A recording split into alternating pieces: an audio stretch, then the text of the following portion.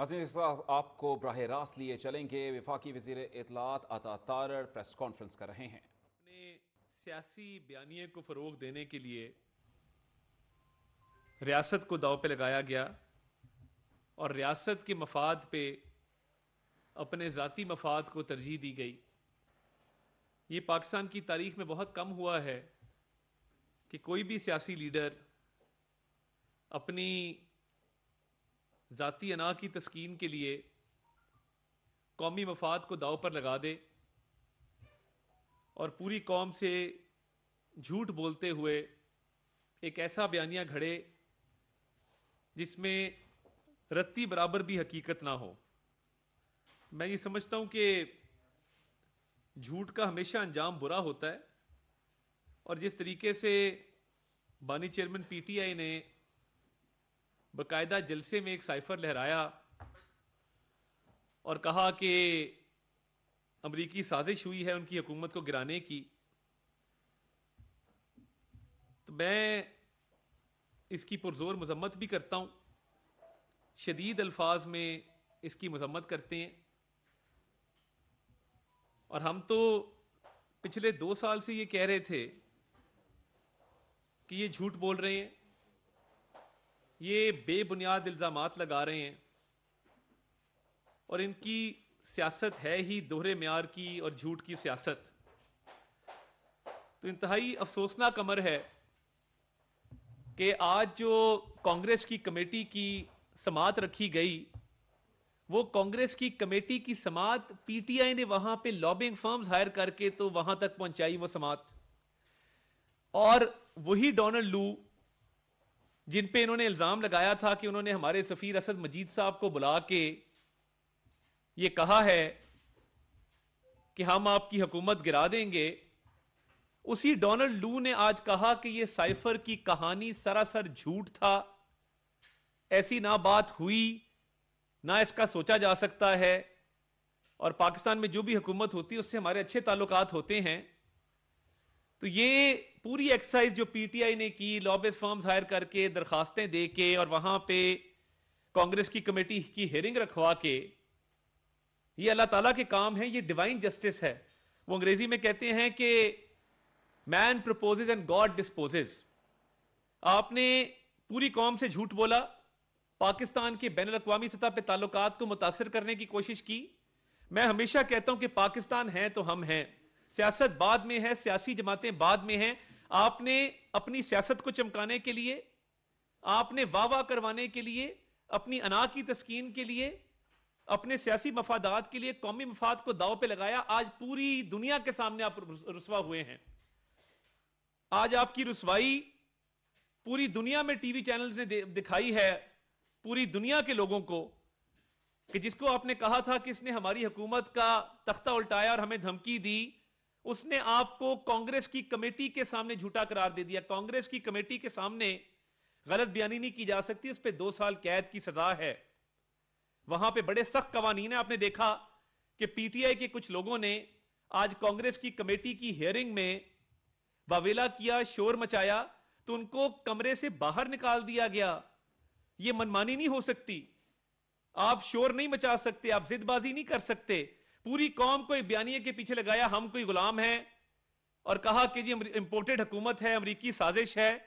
آج آپ کے تمام تر بیانیے کا تیا پانچا ہو گیا، دودھ کا دودھ اور پانی کا پانی ہو گیا، اور آج آپ ایک سرٹیفائیڈ جھوٹے ثابت ہو گئے کہ پوری قوم نے، پوری دنیا نے دیکھ لیا کہ کانگریس کی کمیٹی میں آپ کو جھوٹا کہا گیا، اور کہا گیا کہ آپ نے جھوٹا بیانیہ بنایا تھا۔ تو آپ نے اتنی تگودو کرنے کے بعد، لابیز فرمز ہائر کرنے کے بعد یہ کانگریس کی کمیٹی کی سماعت رکھوائی تھی، تو یہ تو سب کے سامنے سچ کھل کے آ گیا ہے، اور آپ جھوٹے ثابت ہو گئے ہیں۔ کیا ڈونلڈ لو نے جو کہا ہے، اور سراسر جھوٹ کہا سائفر کی پوری سازش کو، پورے بیانیے کو، تو آپ کو نہیں چاہیے تھا کہ آپ قومی مفاد کو قربان کرتے، اپنے ذاتی مفاد کے اوپر، سیاسی مفاد کے اوپر سائفر لہراتے اور جھوٹ بولتے؟ اتنا بڑا جھوٹ، اتنی بڑی گمراہ کن کیمپین، اتنی منافقت کہ آپ نے پاکستان کے بین الاقوامی سطح پہ تعلقات کو نہیں دیکھا، آپ نے یہ نہیں دیکھا کہ آپ یہ کیا کرنے جا رہے ہیں, اور آپ کی جو آڈیو آئی کہ ہم نے اس سے کھیلنا ہے, ہم نے پلے کرنا ہے, وہ بھی پوری قوم نے سنی. اور آج الیکشن کے اوپر جو تحفظات اٹھائے جا رہے ہیں, جو الیکشن کے حوالے سے معاملات ڈسکس ہو رہے ہیں, انہوں نے کہا آج کہ جی الیکشن پہ جو بھی تحفظات ہوں گے, الیکشن کمیشن موجود ہے, وہاں پہ درخواستوں کی سماعت چل رہی ہے. وہ جو ریٹن سٹیٹمنٹ ہے, ڈونلڈ لو نے 5000 انڈیپینڈنٹ آبزرورز کا ذکر کیا کہ 5000 آزاد مبصرین الیکشن کی مانیٹرنگ کر رہے تھے, فیلڈ میں موجود تھے. آج خواتین کے حقوق کے حوالے سے بات ہوئی تو انہوں نے کہا کہ پاکستان میں بہت ساری جگہوں پہ خواتین کو امریکی خواتین سے زیادہ حقوق حاصل ہیں, وہ زیادہ با اختیار ہیں, امپاورڈ ہیں. اور آپ نے یہاں پہ جو درخواستیں جمع کرائیں, امریکہ میں کروائیں, بین الاقوامی این جی اوز کو دیں, اور پاکستان کو بدنام کرنے کی کوشش کی. آپ نے پاکستان کے خلاف سازش کی جو آج ناکام ہوئی ہے. اتنا جھوٹ کہ آپ نے نوجوان نسل کے ذہنوں کو زہر آلود کیا, آپ نے اتنی گمراہ کن کیمپینز چلائیں, اور آپ نے جب سائفر لہرایا تو اس کے بعد کہا وہ سائفر تھا ہی نہیں, امپورٹڈ حکومت کہتے رہے. تو میں سمجھتا ہوں کہ جھوٹ ہمیشہ بے نقاب ہو کے رہتا ہے.